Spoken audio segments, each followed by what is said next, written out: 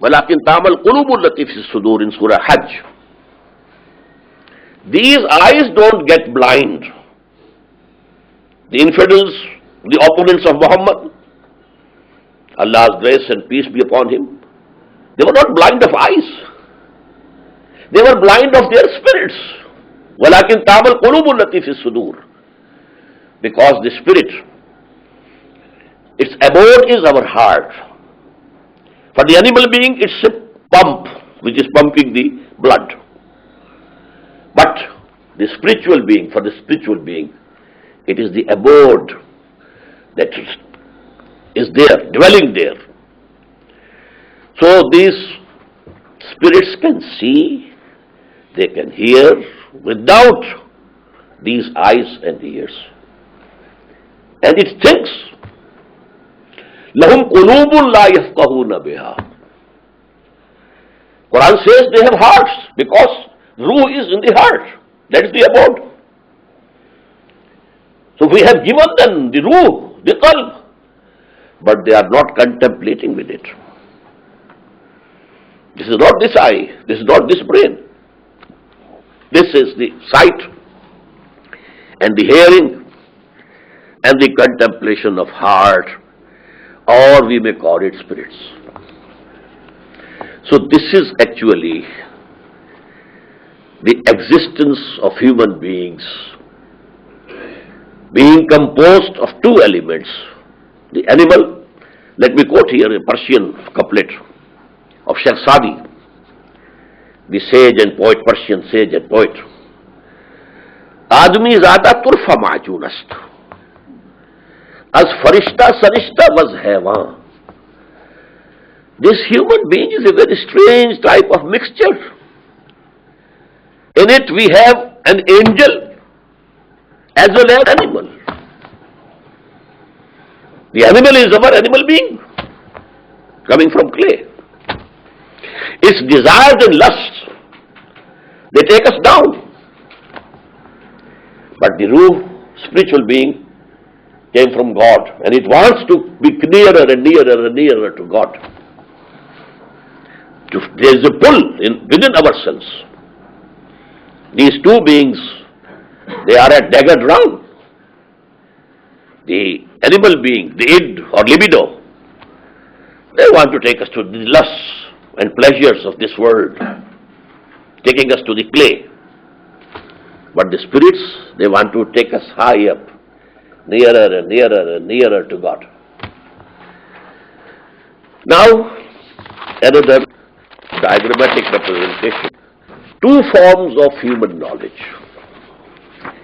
And here I have quoted a saying of Ibn Khaldun, the great historian and the philosopher of history and sociology. Al-ilmu ilman, ilmul abdan wa ilmul adyan. Knowledge is of two kinds. Knowledge of the physical bodies, physical world, physical objects, and knowledge of the religions. I have only quoted it here. I don't mean exactly what he says. What I mean is that human knowledge has two sources. One is the animal source, other is the spiritual source. As animal beings, I have written down ilm bil hawas plus ilm bil aql. Sensory and empirical knowledge and knowledge through reason, aql, intellect. These two go to make knowledge of the physical objects, and to this I call acquired knowledge. Man has acquired this knowledge. He saw something, he heard something, the sense data went to the brain, computer, it processed and checked with the previous memory, reached at a new conclusion, and then put it to the memory again. And this way, step by step, step by step, step by step, this acquired human knowledge has now reached a very, very high position. But this can be divided into two. Names of the objects, knowledge of the physical bodies,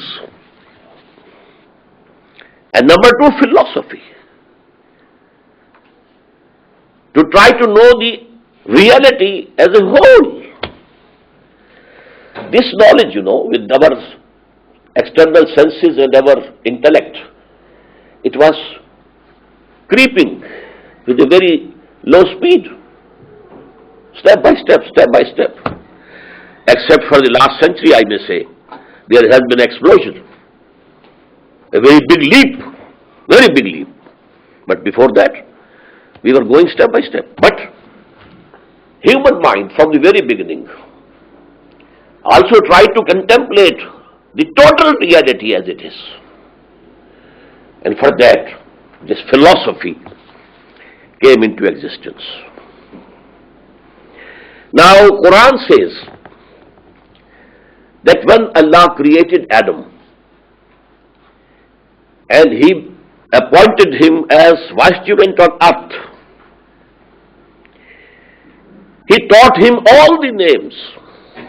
All the names. Allama Adam al-asma kullaha. There are more than one explanations of these words of the Quran. But popularly, and I believe in it, it means the knowledge of the material objects. Total knowledge was given, endowed to Adam. And then it exfoliated step by step, step by step. Potentially it was given to Adam. Just like, a seed contains the whole plant or the whole tree in it, potentially. But then it slowly comes up. Two leaves appear and then go on, go on, go on. It becomes a full tree. So this is the exfoliation of that knowledge of all names which was given to Adam in the very beginning. Allama Adam al-asma kullaha. This is the knowledge of the name which we have now acquired through our faculties of inna sam'a wal basara wal fuad. Sama, basar, and this computer, brain computer, which processes the sense data. Through this we were creeping. Whosoever saw for the first time a rock fell on another rock and there was a spark of fire. Oh! And then he tried himself.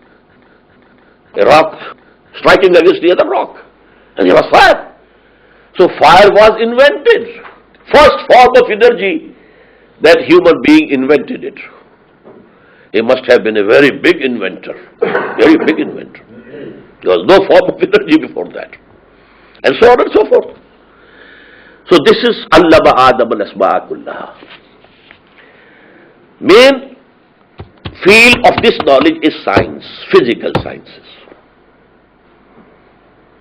Philosophy is not the main field, but it was a necessity with the human beings to have some idea of what is this universe.